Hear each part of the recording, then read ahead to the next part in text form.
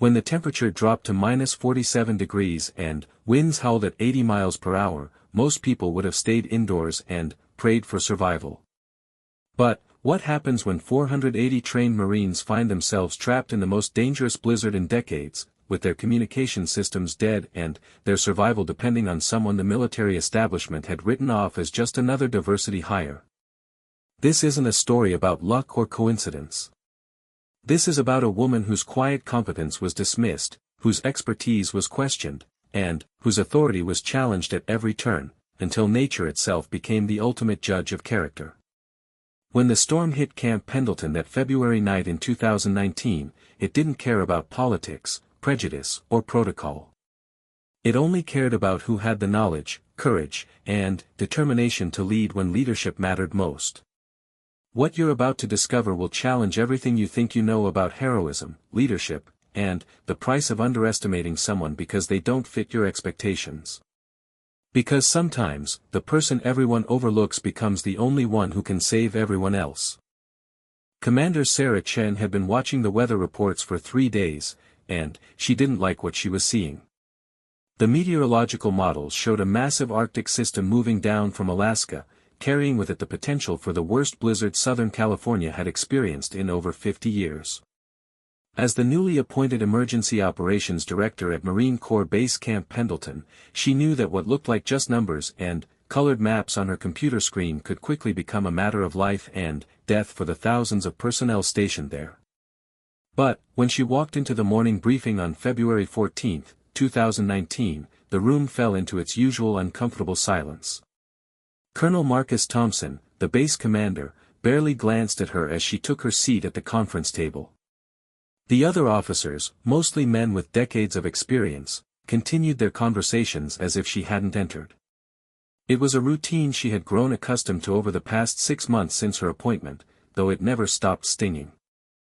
Sarah had earned her position through 15 years of distinguished service in the Marine Corps, including 2 tours in Afghanistan where she had coordinated complex logistics operations under extreme conditions. She held advanced degrees in both meteorology and emergency management from prestigious universities. Her record was impeccable, her qualifications unquestionable. Yet somehow, none of that seemed to matter to the men in this room. The meeting began with the usual reports about training schedules, equipment maintenance, and personnel issues.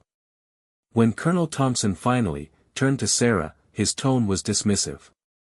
"Chen, what's this I hear about you wanting to cancel the mountain training exercise? The Weather Service says we might get some snow, but these Marines have trained in worse conditions."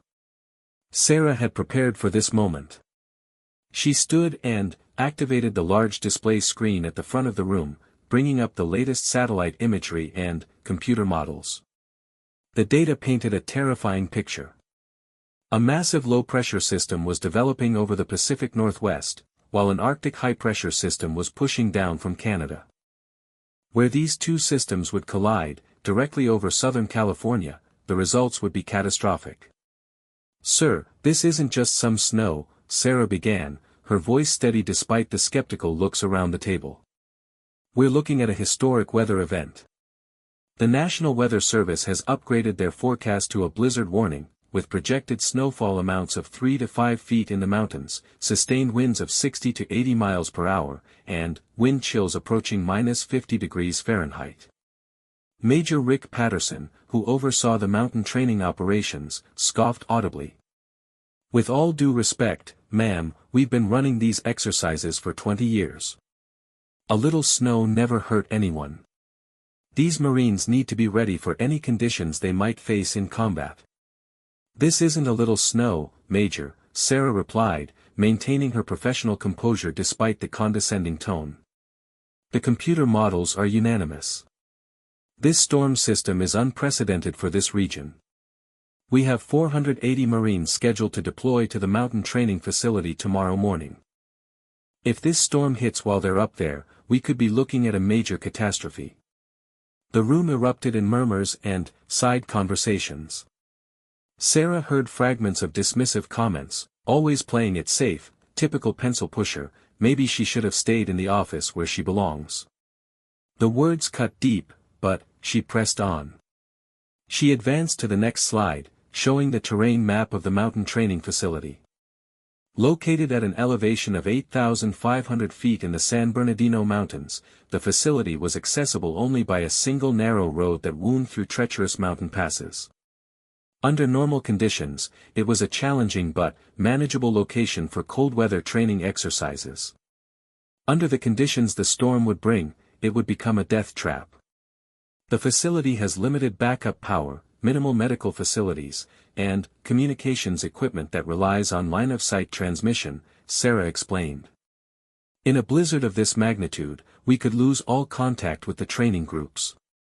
The access road will become impassable within hours of the storm's arrival. If anyone gets injured or if the heating systems fail, we'll have no way to evacuate or resupply.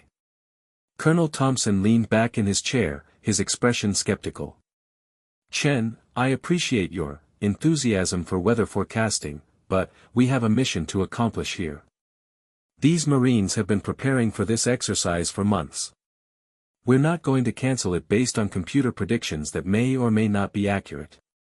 The dismissal was clear, but Sarah wasn't ready to give up.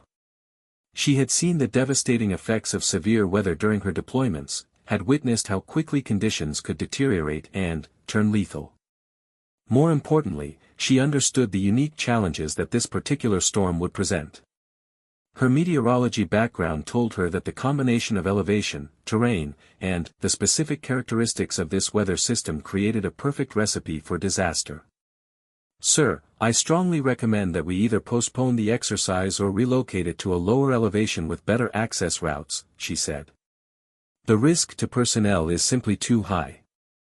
Major Patterson stood up, his frustration evident. Colonel, if I may, we can't run this military based on worst-case scenarios dreamed up by weather computers. Our Marines have trained in snow before. They have proper equipment, experienced leadership, and detailed contingency plans. This sounds like fear-mongering to me. Several other officers nodded in agreement. Sarah felt the familiar weight of isolation that came with being the only person in the room who truly understood the magnitude of what they were facing. It wasn't fear-mongering, it was science, experience, and professional judgment. But, in this room, her expertise was viewed with suspicion rather than respect. As the meeting continued, Sarah presented more data, historical weather patterns, case studies of similar storms in mountainous regions, and detailed risk assessments. Each piece of evidence she offered was met with skepticism or outright dismissal. The underlying message was clear: she was an outsider, a woman in a man's world, someone whose caution was seen as weakness rather than wisdom. Colonel Thompson finally brought the discussion to a close. I've heard enough. The exercise will proceed as planned. Chen, I want you to monitor the weather situation and keep us informed of any significant changes. But, barring a complete revision of the forecast, those Marines are going up that mountain tomorrow. As the meeting dispersed, Sarah remained in her seat, staring at the weather data on her laptop screen. The storm was still more than 24 hours away, but she could see its inevitable approach in the swirling cloud patterns and pressure readings. Every instinct, every piece of training, every moment of experience told her that they were making a terrible mistake. That evening, Sarah worked late in her office, continuously updating the weather models and seeking any information that might change the leadership's mind. She contacted colleagues at the National Weather Service, spoke with meteorologists at other military installations, and even reached out to university researchers who specialized in extreme weather events. The response was unanimous: this was going to be a historic storm, and anyone caught in its path at high elevation would be in mortal danger. At midnight, she received the updated forecast that confirmed her worst fears. The storm had intensified faster than expected and was tracking further south than initially predicted. Instead of brushing the northern mountains, it would make a direct hit on the training facility. Wind speeds had been revised upward to potentially exceed 100 miles per hour, and the snow accumulation estimates had increased to as much as 8 feet in the highest elevations. Sarah immediately called Colonel Thompson at his home. The conversation was brief and frustrating. Despite the updated forecast, despite her detailed explanations of the increased risk, the colonel remained unmoved. The exercise would proceed as scheduled. In his words, the Marine Corps doesn't cancel operations based on weather reports. As she hung up the phone, Sarah stared out her office window at the deceptively calm night sky. Somewhere out there, a monster storm was bearing down on Southern California, and, in less than 12 hours, 480 Marines would march directly into its path. She had done everything within her power to prevent what she knew was coming, but the institutional inertia and ingrained skepticism of her abilities had prevailed. But Sarah Chen hadn't survived 2 combat deployments and risen to her current position by giving up when faced with seemingly impossible odds. As she began making a series of phone calls to emergency services coordinators, weather monitoring stations, and equipment suppliers, she realized that while she might not be able to prevent the disaster that was about to unfold, she could at least prepare for it. The storm was coming whether the base leadership believed it or not. And, when it arrived with all its fury, Sarah would be ready to do whatever it took to bring those Marines home alive, even if it meant defying every order and challenging every assumption about what she was capable of accomplishing. The battle lines had been drawn, not just between humanity and nature, but between Sarah's expertise and the institutional prejudice that had dismissed her warnings. In less than 24 hours, both conflicts would reach their devastating climax in the frozen hell of the San Bernardino Mountains.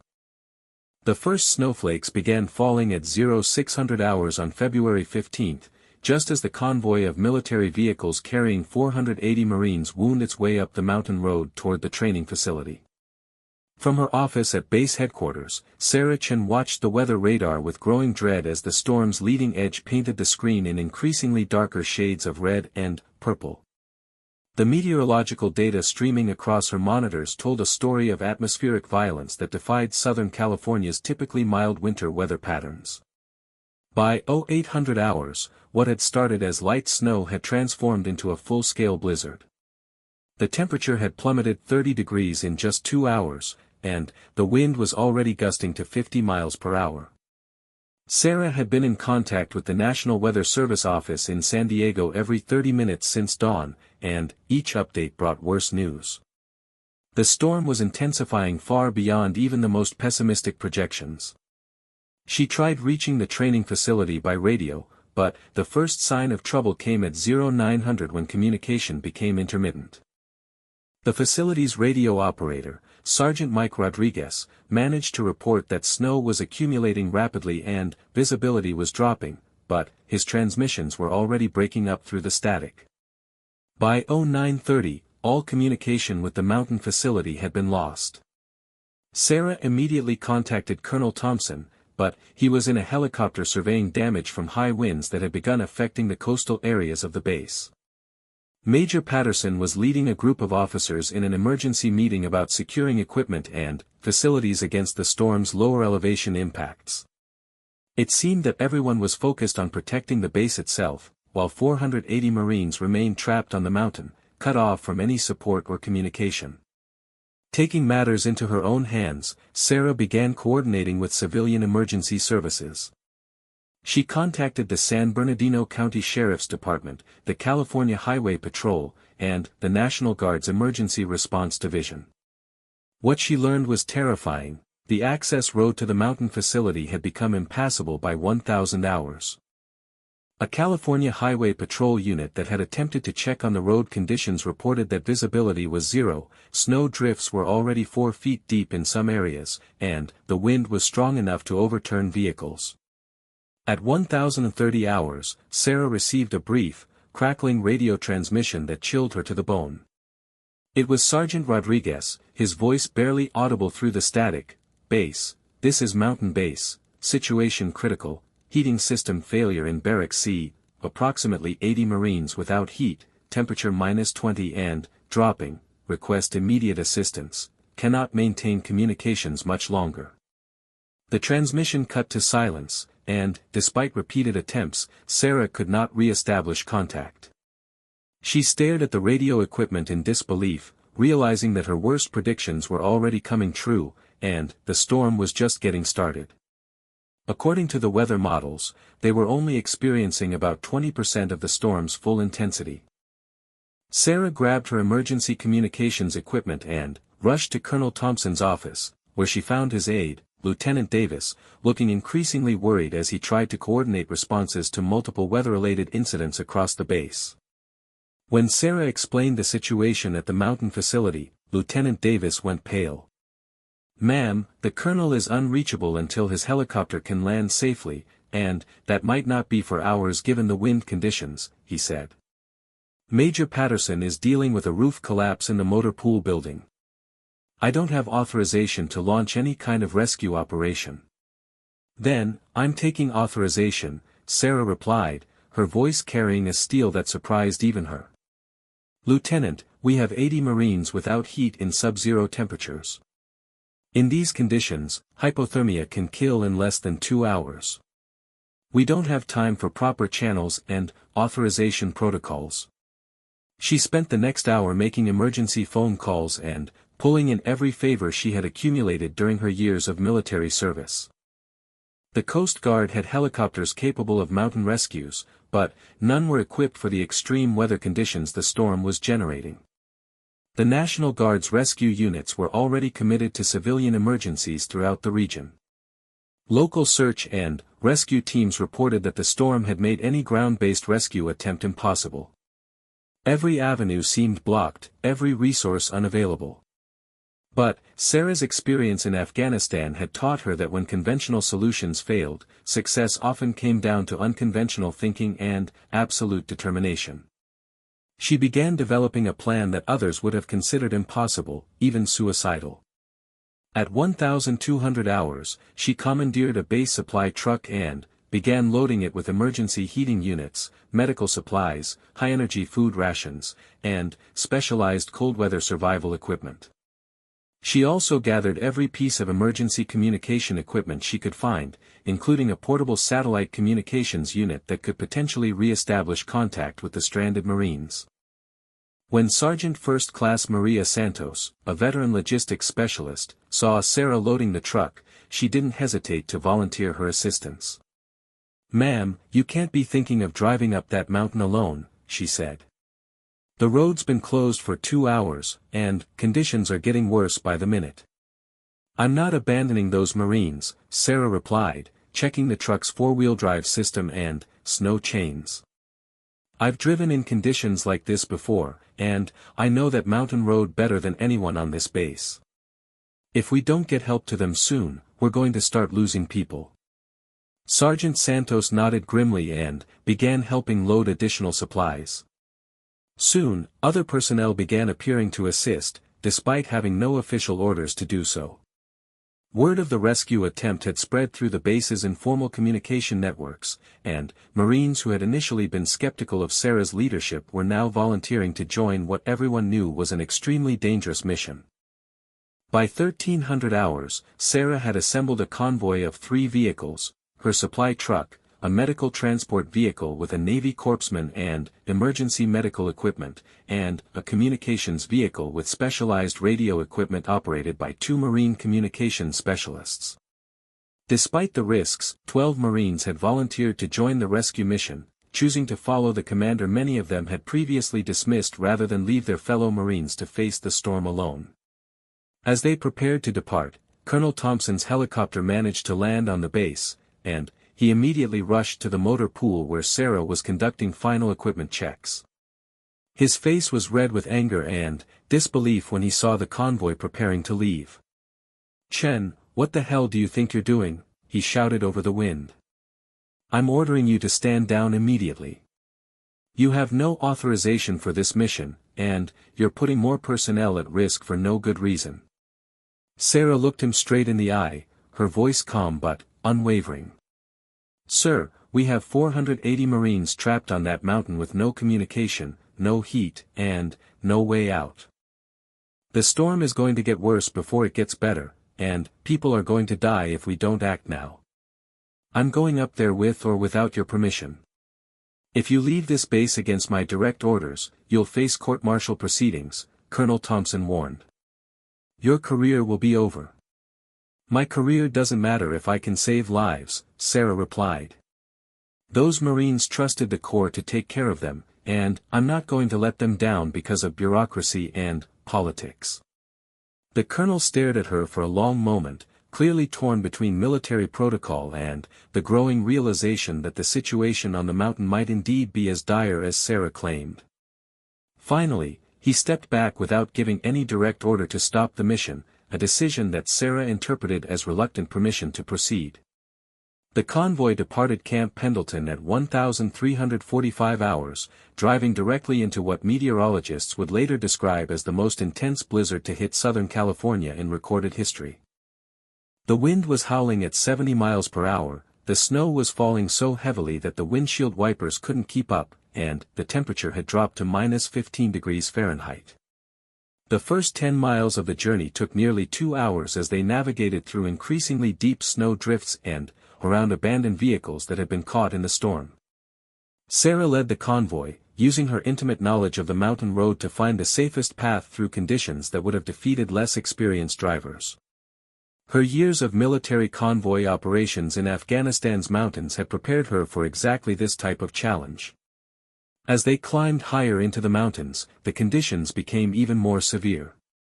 The wind was strong enough to rock the heavy military vehicles, and visibility dropped to less than 20 feet.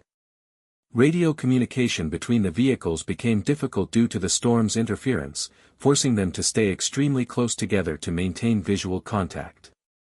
At 1,600 hours, they encountered their first major obstacle, a massive snow drift that had completely blocked the road at a narrow pass. Using shovels, chains, and the vehicle's winch systems, the rescue team spent 90 minutes clearing a path through snow that was over 6 feet deep. As they worked in the brutal cold, several team members showed early signs of hypothermia, but they pressed on, knowing that the Marines at the facility were facing far worse conditions. By 1800 hours, as darkness fell and the storm reached its full fury, Sarah realized they were still 8 miles from the training facility. The convoy had been fighting through the blizzard for more than 4 hours, and they had covered less than half the distance.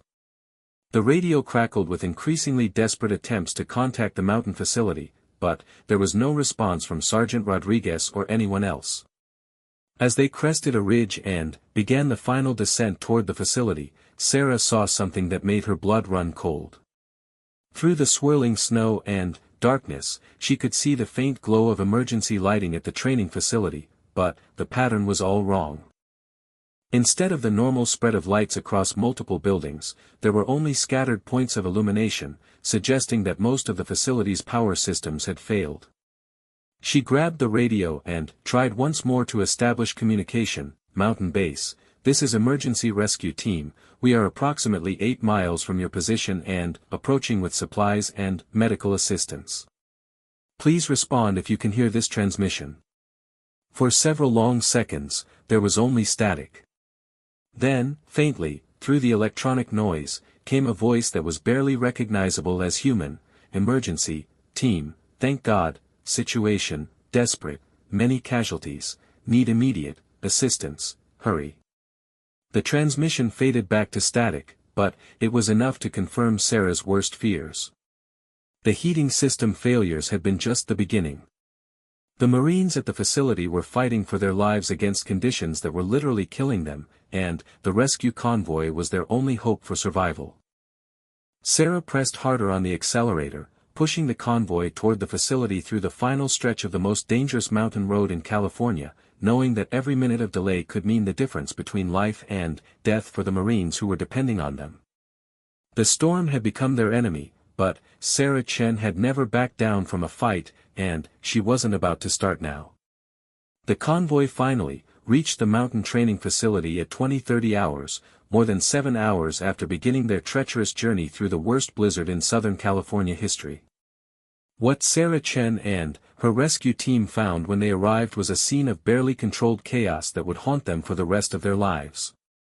The facility, normally a collection of sturdy military buildings designed to withstand harsh mountain conditions, had been transformed into a desperate survival situation. 3 of the 5 barracks buildings had lost power completely, their heating systems overwhelmed by the extreme cold. The main communications building had sustained damage when a massive pine tree, weighted down with snow and, battered by hurricane-force winds, had crashed through its roof. Emergency generators that should have provided backup power had failed one by one as their fuel supplies froze and, their exhaust systems became blocked with snow. Sergeant Rodriguez met them at the first building, his face showing the strain of 8 hours spent trying to coordinate survival efforts in impossible conditions. His lips were blue with cold, and, he could barely speak through chattering teeth as he briefed Sarah on the situation. "Ma'am, we've got 115 Marines in Building A with partial heat, but, the system's failing fast," he reported, his words coming in quick bursts. "Building C and D are completely without power, and, we've moved everyone from those buildings into the others, but, we're overcrowded and, the heating systems can't handle the load. We've got 37 cases of hypothermia ranging from mild to severe, and, Corporal Jackson in Building D was unconscious for 20 minutes before we got him warmed up enough to revive." As Sarah's team unloaded their emergency supplies, they discovered that the situation was even worse than the initial reports had indicated. The facility's medical officer, Navy Lieutenant Sarah Kim, had been working non-stop to treat Marines suffering from various stages of cold-related injuries. Frostbite, hypothermia, and exhaustion had created a triage situation that would have challenged a fully equipped hospital, let alone a remote mountain facility with minimal medical resources. "We've been burning furniture, books, anything we can find to keep fires going in the buildings without heat," reported Staff Sergeant Davis, who had taken charge of survival operations. "But, we're running out of things to burn, and, some of the Marines are showing signs of carbon monoxide poisoning from the improvised heating sources."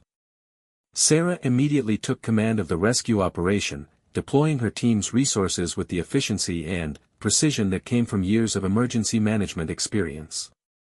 The portable heating units they had brought were distributed to the buildings with the most critical cases, while the medical team began treating the Marines suffering from hypothermia and frostbite. The communications specialists worked frantically to establish contact with the outside world using their portable satellite equipment. But, even as they worked to stabilize the immediate situation, Sarah realized that they faced a much larger problem. The storm was still intensifying, and, weather reports indicated that it would continue for at least another 12 hours. The facility simply didn't have the resources to sustain 480 Marines through an extended siege by the elements, and, the access road remained completely impassable for any additional rescue efforts. At 2,200 hours, Sarah received devastating news through the satellite communication link. A second wave of the storm system was approaching from the northwest, bringing with it the potential for even more severe conditions. Wind speeds were projected to reach 120 miles per hour, and additional snow accumulations could reach 3 feet. If the second wave hit with full force, even their emergency heating systems might not be enough to keep everyone alive. It was then that Sarah made a decision that would define her career and her character for the rest of her life. Rather than simply trying to maintain the status quo until the storm passed, she decided to implement an aggressive survival strategy that would require extraordinary coordination and tremendous risk. "We're going to consolidate everyone into the 2 buildings with the most reliable heating systems," she announced to the assembled Marine leaders. "I know it means dangerous overcrowding, but it's our best chance to conserve heat and resources. We'll use the emergency heating units to create warm zones where we can rotate people for recovery. The Marines with the most severe hypothermia will get priority, and everyone else will work in shifts to maintain the heating systems and monitor for medical emergencies." The plan was risky and unconventional, but it represented their best chance for survival. Over the next 3 hours, Sarah coordinated the movement of nearly 500 people through blizzard conditions between buildings that were only 50 yards apart but might as well have been 50 miles in the zero visibility conditions created by the storm. The consolidation process was harrowing. Marines had to link arms and move in groups of 10, following guide ropes that Sarah's team strung between the buildings. Several times, Marines became separated from their groups and had to be found and rescued by search teams that risked their own lives to venture back into the storm. Each trip between buildings was a potential death sentence, but there was no alternative. By 100 hours on February 16, they had successfully moved everyone into the two most secure buildings. The overcrowding was extreme, nearly 250 people in each building designed to accommodate 60, but the combined body heat and consolidated heating resources began to create genuinely warm spaces for the first time since the storm had begun. Sarah established a command post in the center of Building A, where she could monitor both the weather conditions and the medical status of the Marines under her protection. She instituted a rotation system where Marines took turns in the warmest areas of the buildings, ensuring that everyone had regular opportunities to recover from cold exposure. The most severely hypothermic Marines were placed in sleeping bags near the heating units, with healthy Marines sharing body heat to help restore their core temperatures. As the night progressed, the second wave of the storm hit with even greater fury than predicted. The wind howled with such intensity that it sounded like a freight train, and the buildings shook with each gust. Snow began blowing in through gaps around windows and doors that had never been designed to withstand such extreme conditions. The temperature outside dropped to -38 degrees Fahrenheit, while the wind chill reached -70. At 0300 hours, they faced their most critical moment. The heating system in Building B began to fail as its fuel lines froze despite their insulation. Sarah made the decision to evacuate that building as well, cramming nearly 500 people into a single structure in conditions that tested the limits of human endurance. The overcrowding was so severe that people had to take turns lying down to sleep, while others stood or sat in carefully organized shifts. Sarah established a strict rationing system for food and water, while maintaining careful watch for signs of panic or claustrophobia that could have turned an already desperate situation into a complete disaster. Throughout that endless night, Sarah moved constantly through the packed building, checking on individual Marines, coordinating with her medical team, monitoring the heating systems, and maintaining communication with base headquarters. She had been awake for more than 24 hours, but she never showed any sign of fatigue or uncertainty. Her calm, competent leadership became the psychological anchor that kept nearly 500 people from losing hope in the face of seemingly impossible odds. At 0600 hours, as dawn broke over the mountains, the storm finally began to show signs of weakening. The wind dropped from hurricane force to merely severe, and the snowfall, while still heavy, was no longer the impenetrable wall of white that had defined the previous 18 hours. For the first time since the crisis began, Sarah allowed herself to believe that they might actually survive. By 0800 hours, she was able to establish reliable communication with Camp Pendleton, where Colonel Thompson and a team of emergency coordinators had been working through the night to organize a massive rescue operation. Heavy-lift helicopters from multiple military branches were standing by, waiting for weather conditions to improve enough to allow safe flight operations. The first helicopter arrived at 1030 hours, a massive CH-47 Chinook capable of carrying 40 people per trip. As Sarah coordinated the evacuation, prioritizing the most seriously injured Marines, she felt a profound sense of relief mixed with exhaustion. They had done it. Despite predictions that such a rescue was impossible, despite being written off by their own command structure, they had saved the lives of 480 Marines. The evacuation took 6 hours and required 12 helicopter flights, but by 1630 hours on February 16, the last Marine had been safely transported off the mountain. Sarah Chen was on the final helicopter, taking one last look at the facility that had nearly become a tomb for nearly 500 American military personnel. As they flew back to Camp Pendleton, Sarah reflected on the events of the previous 36 hours. She had been right about the storm, right about the danger, and right about what it would take to save lives when everyone else had been wrong. But, more importantly, she had proven that leadership wasn't about rank or gender or fitting into traditional expectations.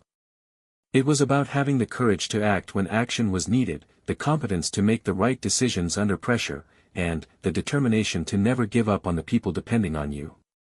When they landed at Camp Pendleton, Sarah was met by Colonel Thompson, who had tears in his eyes as he shook her hand.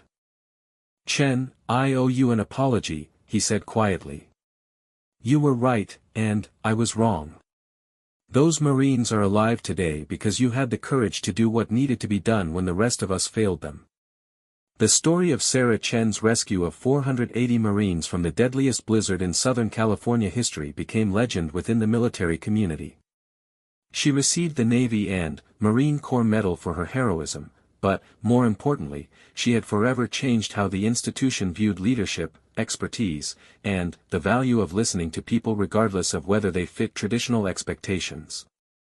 Years later, when young officers asked her about that night on the mountain, Sarah would tell them that heroism wasn't about being fearless. It was about being afraid and doing what was right anyway. It was about standing up for what you believed in, even when everyone else thought you were wrong. And, most importantly, it was about never, ever abandoning the people who counted on you, no matter what the personal cost might be. The blizzard had tested not just their ability to survive extreme conditions, but their character as human beings and as military professionals. For 480 Marines and one overlooked commander, it became the defining moment that proved what they were truly made of when everything was on the line.